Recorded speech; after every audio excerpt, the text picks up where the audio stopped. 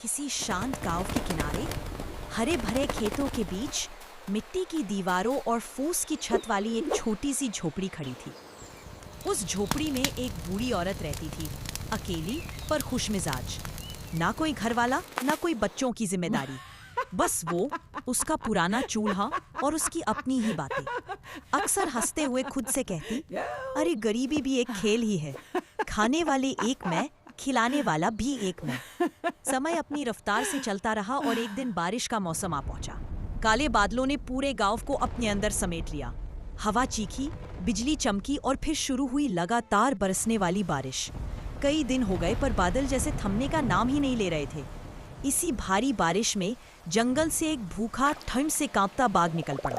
उसका शरीर पानी से भीग चुका था और पेट में चूहे कूद रहे थे।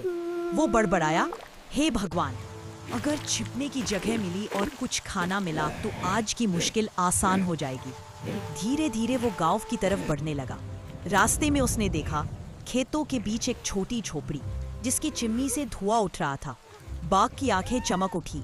वाह, यहाँ तो खाना बन रहा है, पहले पेट, फिर आराम से सो भी जाऊंगा। दबे कदमों से वह झोपड़ी के पास पहुंचा और अंदर झांका। वहां बूढ़ी औरत चूल्हे पर कुछ पकाने में लगी थी। छत जगह जगह से टपक रही थी और बूढ़ी औरत बर्तन टटोलते हुए परेशान हो रही थी। वह घुटी आवाज में बोली, हे राम, फिर से टपका शुरू। हर साल छत ठीक करवाती हूँ, लेकिन ये टपका है कि मानता ही नहीं। मुझे तो बाघ शेर से भी डर नहीं लगता, पर इस टपका से बस जान निकल जाती है। यह सुनते ही बाघ थरथरा गया। उसने सोचा, ये बूढ़ी औरत तो मुझसे नहीं डरती, लेकिन इस टपका नाम की किसी चीज से कांप रही है। आखिर वो टपका है कौन? क्या ये मुझसे भी खतरनाक है? बाहर बारिश और तेज हो गई। हवा गरजने लगी। बाघ और भी डर गया।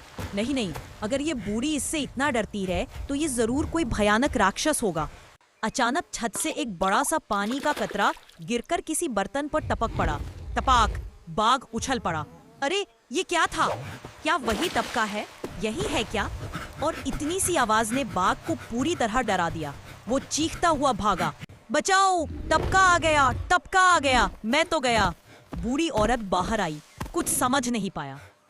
वो हंसते हुए बोली, अरे बाप रे, लगता है किसी को मेरे टपका ने सच में डरा दिया। उस दिन के बाद वो बाघ फिर कभी गांव की तरफ नहीं आया।